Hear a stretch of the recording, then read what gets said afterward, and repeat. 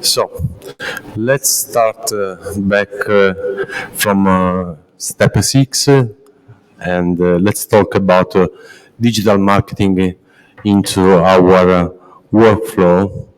And we can see that we are in the second half of our journey.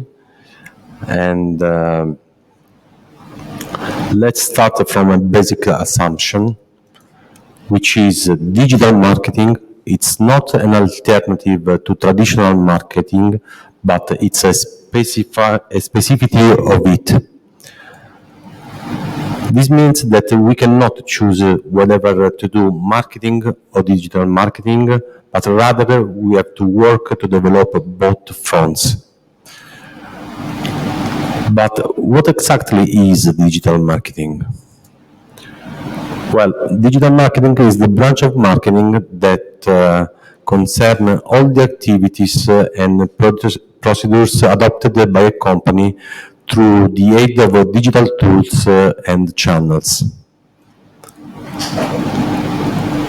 In practice, it consists of adopting one's marketing strategies to the paradigm of digital transformation, thus moving on digital channels purely online through website, e-commerce, social media, workplaces, and digital structure of the World Wide Web.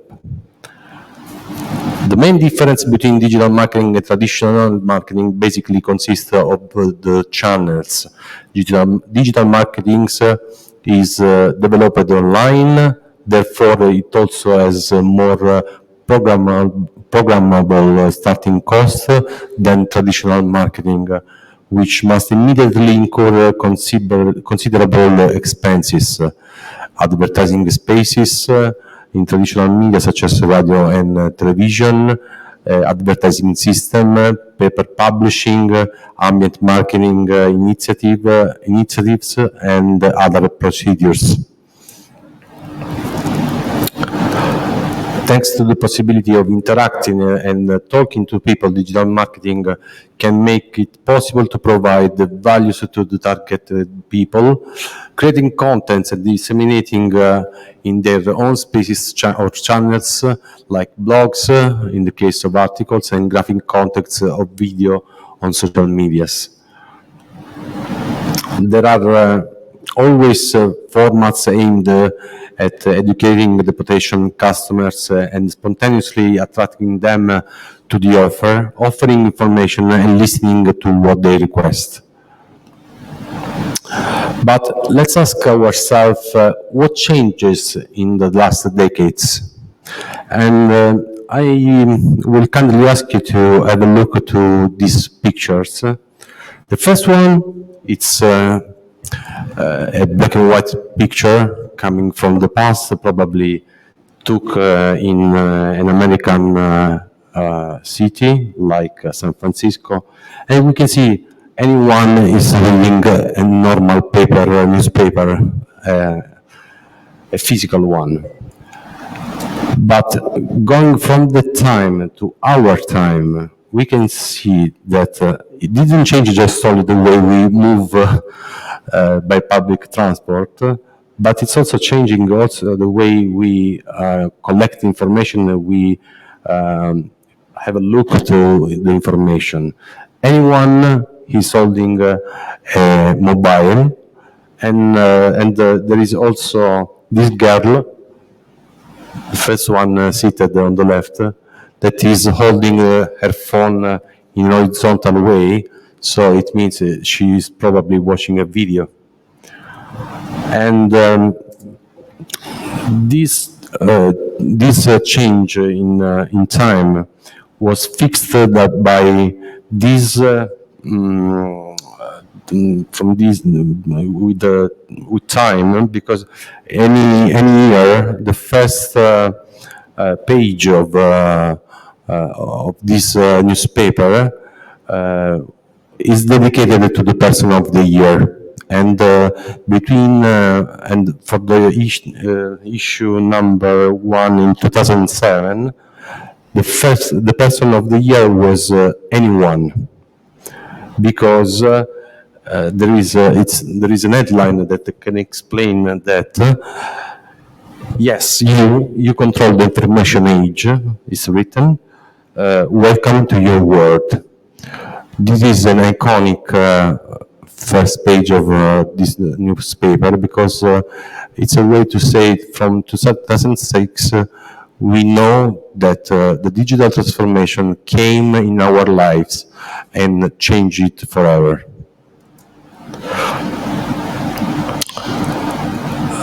Digital marketing over the years has changed according to the evolution of the web, and I want to show you how it's changed. So there is fundamentally a difference between marketing 1.0, 2.0, and 3.0. Marketing 1.0 was product-centered marketing, and it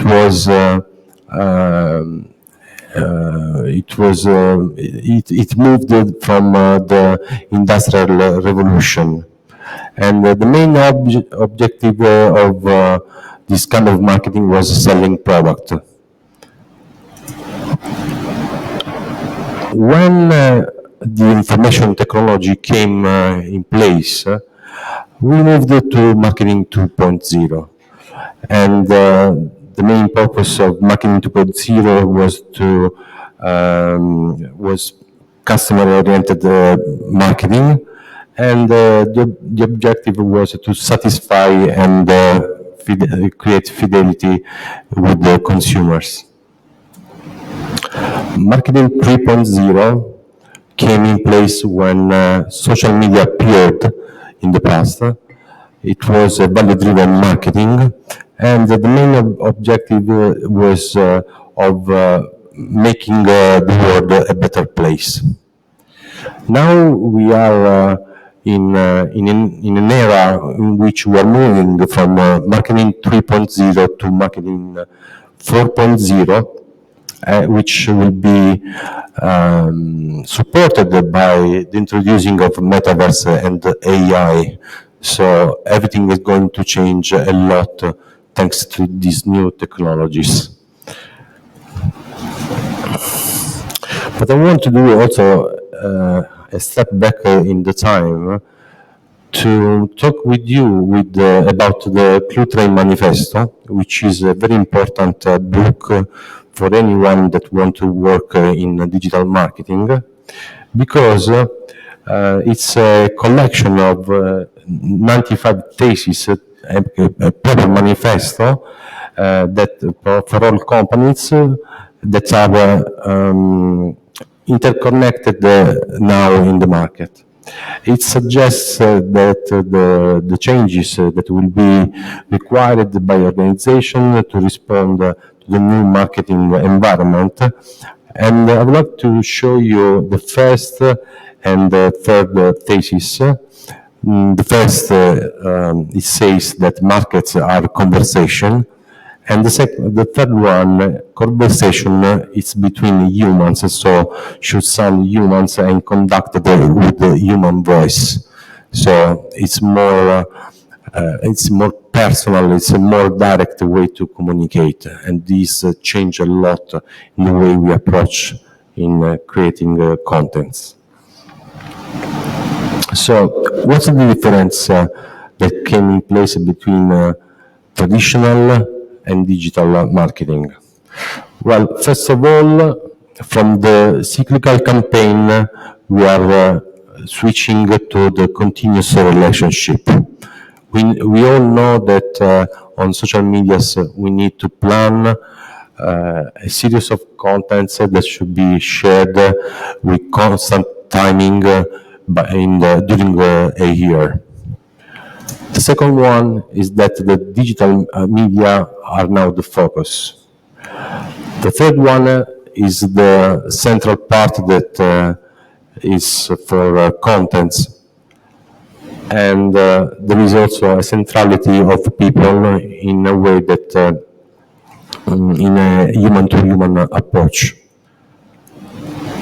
Time is a factor very, very important for propagation and reaction. We all know that we have less time to give an answer to someone if we use the digital medias, because probably most of the times people expect a kind of immediate reaction to what is going on. And also the space factor is changed totally, because from the real world we are moving to a virtual one. And the last one is that we have more and more and more integration. So this means that the 4P that we already are using in marketing are no longer enough.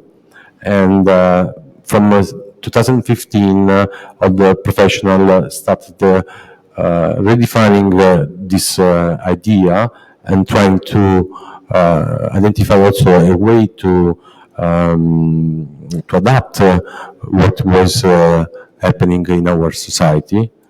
And this moves to the necessity of adopting another system that is working in parallel with the 4P, and it's the system of the 4E, which are the experience, the exchange, the every place, and the evangelism. While the 4Ps are still important, the marketing mix should now include also these components as well. And so this, if we have a look to the 4P plus the 4E, we can say that the product plus the experience lead us to say that the consumer pay attention to the experience deriving from the purchase and the use of a product or service. The experience of those who interact with the brand is also relevant to all the touch points. The price is still important, but is not the only factor that you have to take in place. Purchasing decision will be dictated also by the recognition of the added value to the product, and this is where the greatest exchange takes place. When the choices are endless, it's the details that take matters to buyers and win the competition. Promotion plus evangelism lead us to the idea that loyalty and increased customer retention are key factors. And also the evangelism is a new phenomenon that is coming up because these people are not only satisfied with the product, but they recommend the product to their friends without further incentives. And the last one is place plus every place. It means that we need to adopt some omni-channel strategies because brand today cannot afford to be absent from a channel. So we need to work on cross-media ideas. Let's have a look to what is the digital marketing universe. First of all, we have the own media, which are the website, but also we can include also mobile apps, blogs, vlogs, and podcasts, for example. We need to have a look to UX and UE, which are very, very important in order to create a connection, a visual connection with between the contents we want to share and the users. Web analytics are fundamental in order to analyze how is going on all the action that we are promoting. SEO, SEM, and SEA. It's about the search engine optimization, and the marketing action that we can connect to all the organic research that we can do on Google, Bing, and this kind of instruments. Content marketing is essential. Picture and video first, and digital storytelling can create also some viral effects and can multiplicate our efforts.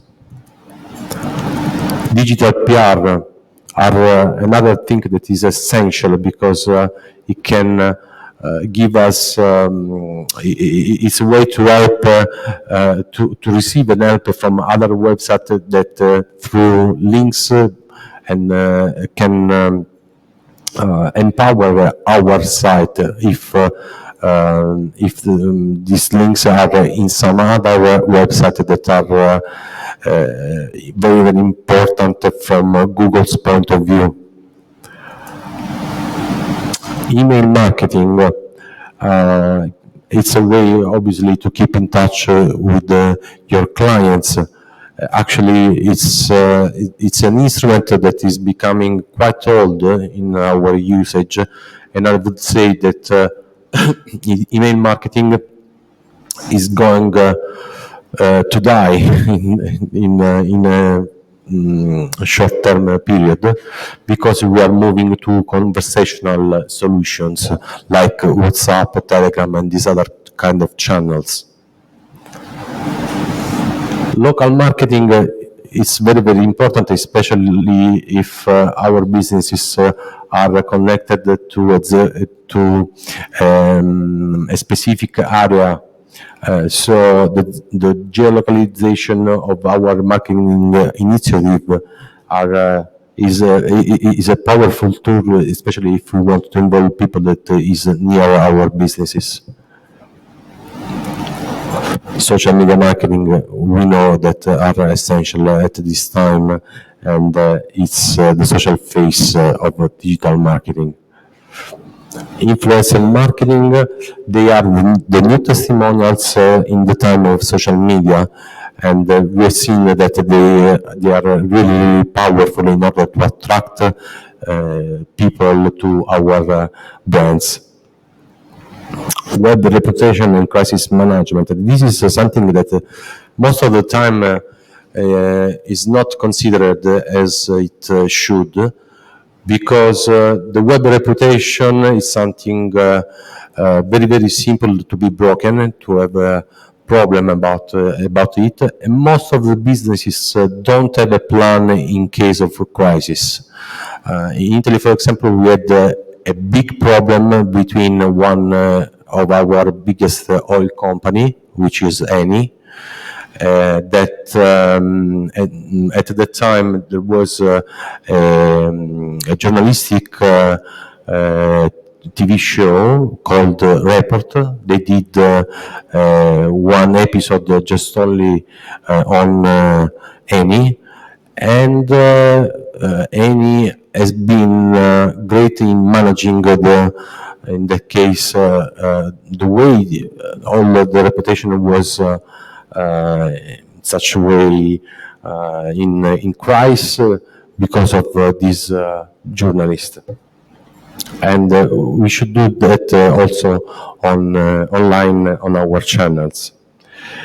Another thing important in the digital marketing world is to think that we are doing a kind of marketing which is directly connected to performances. So through web analytics, we can also implement strategies that are performance-based.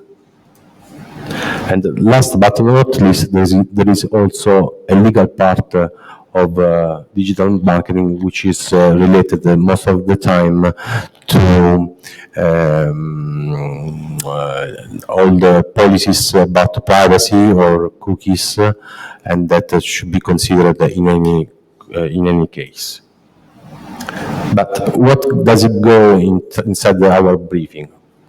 The entire digital marketing plan will generate a huge occasion for communication across different channels. So each one of them represents a message to the target audience that goes into creative brief according to the planned media aspects. Moving on the step number 7, which is media, we can see that we are running in our journey. We are almost at the end of it. And by media, we mean all mass communication which are capable of spreading a single message to several subjects in the same time period. And as soon as we talk about media, we think about radio, newspaper, and someone even think about the web as a media. And it's correct. But there are some ways also to classify this kind of media. And I would like to propose to you two different ways to do that. The first way was born in 1954, by Procter and Gamble, and the classification was between ATL, which is above the line, it's an acronym.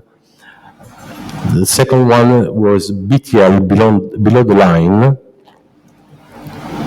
and TTL, through the line, where for line we should intend the one that originally was used to separate the marketing activities that had a mass penetration, the ATL, from those that had a specific penetration, BTL, to which, thanks to a greater development of competition and technology, it emerged the specified of TTL media, which are mostly the digital ones. Let's understand something more about this TTL, ATL, and BTL. So let's imagine this is the line. ATL, it's here, and it consists of a largely untargeted and broad-based advertising activities. ATL communication is carried out to build the brand and to inform a customer about the product. Conversation matters less in above-the-line advertising. Below the line, on the contrary, it consists of very specific, memorable and direct advertising activities focused on target groups of consumer, often known as direct marketing strategies. Below the line strategies focus more on conversation than brand building. And last but not least, TTL, it involves the use of both ATL and BTL marketing strategies. The recent consumer trends in the market call for the integration of both ATL and BTL strategies to achieve better results. And we can see a kind of differentiation between all of them, having a look at these examples. So ATL basically is about TV, radio, press, and billboards. BTL is about sales promotion, direct marketing, direct mail, public relation, sponsorship, personal selling, merchandising, packaging, and so on. And TTL includes all the ADV activities deriving from digital marketing, essentially. Another way to divide the media is between paid media, owned media, earned media, and shared media. Let's see these specific media. This is a chart in which you can identify how we can divide all the kind of medias between these four categories. And in particular, paid media refers to any content that you pay to promote. basically. They are also not known as sponsored content. In this kind of media, we can find ADV on social media, for example, pay-per-clicks ADV, video ads, and pop-ups, and display ads. Going on, all media, we already encountered them, and are all those channels owned and directly controlled by a brand together with all the property contents published on them. So basically, we are talking about a website, we are talking about blogs, mobile apps, and all this kind of stuff.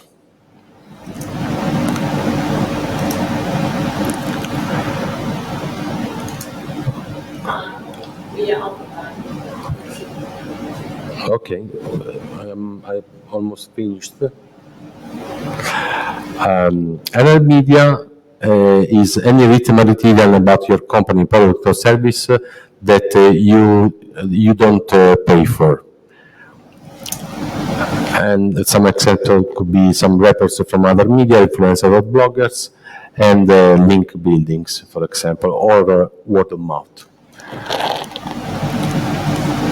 Last is shared media, which refers to social media or user-generated content. Some examples are, of course, social media channels and reviews and so on.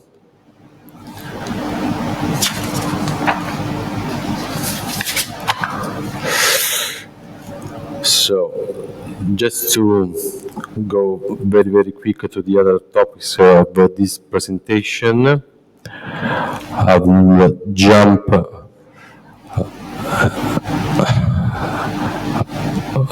little bit over to the phase of communication, because we have to remember that we need to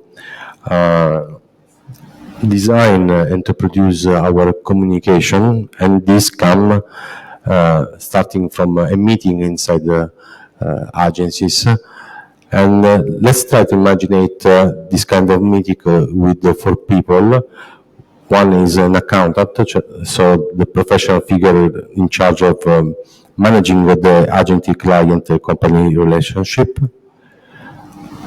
A creative director, which leads the communication team, it's responsible for guiding and monitoring the work of those who are submitted to him. An art director, which is the professional dedicated to design and the visual part of communication, and the copywriter. So when a brief arrives inside an agency, there is always a meeting in order to discuss that briefing and to identify strengths and weaknesses of that briefing. After that, the creative couple of art director and copywriter will do an important step, which is the brainstorming, in which we will see them talking about ideas that can be used for that kind of project. And the particular thing about brainstorming is that it's open to any kind of solution. So there are no rules in creating ideas. And it's a way also to solve a problem. The selection of the good ideas and bad ideas will be done in a second phase, and will be also supported probably by other tools that could empower this kind of activity.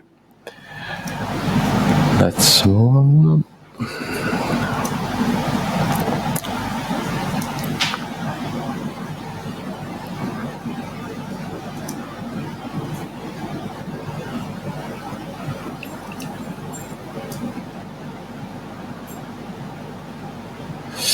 So, at the end of the process that produced the ideas,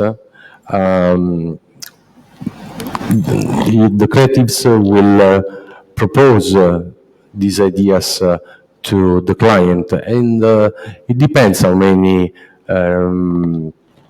how many ideas will be showed to the client. It depends on the agreements between the client and the agency, but normally we have one, three, or five different concepts that can be showed to the client. Um, and to show something like this to the client, there are different techniques. In the case of graphic layouts, probably we will simulate everything with digital solution. Or in the case of a particularly complex layout, we can use this digital solution plus a mood board, which is a collection of images to identify what we are going to see. Or in the case of a radio spot or a radio podcast, we will use a script to promote our ideas. And in the case of video, the script will be mixed with a storyboard, which is a way to show by using keyframes the idea of this video.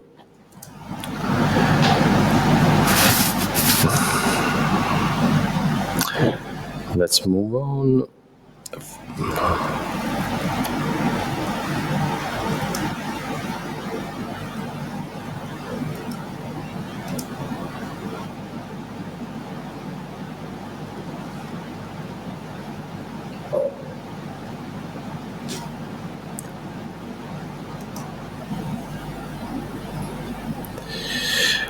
The second part of this process is about production.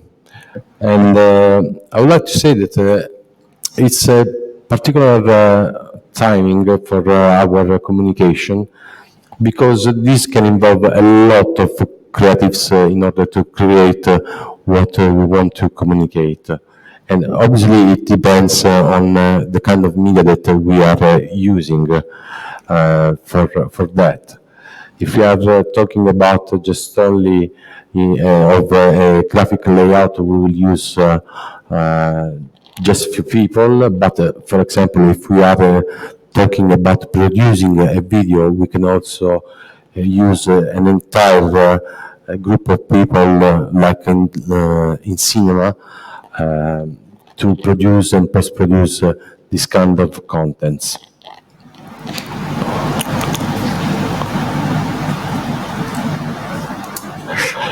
It's something important to remember that in these cases, for example, for video, we also use the pre-production meeting in order to create a moment in which the creatives plus the people that will produce the video talk about the problems and solve the problems for the production of it.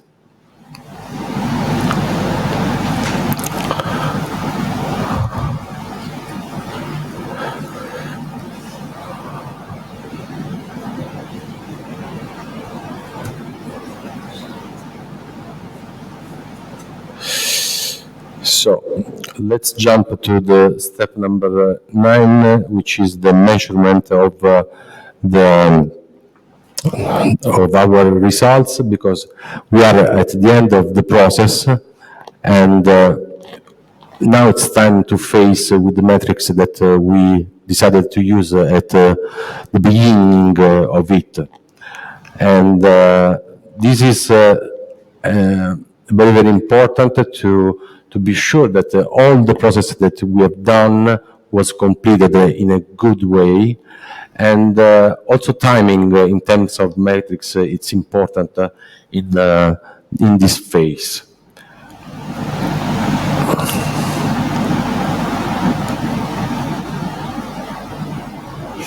So let's assume that we have done all this process. Our journey to discovering the perfect workflow to generate the perfect communication now is complete, and let's draw our conclusion of it. So, to achieve effective corporate communication, it's essential to carry out the entire process proposed in a complete and coherent way. Unfortunately, there are not shortcuts, and for this reason, each step is essential and it's essential in the correct execution in order not to negatively affect the communication output. So, if you want to do any question, we can talk for a few minutes now, and after that, end up the lesson.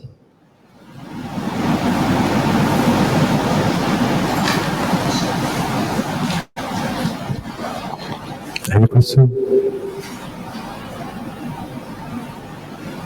Seems, no, nessuna domanda. Okay, too much. Okay. So, thanks for your attention and have a nice day. Thank you.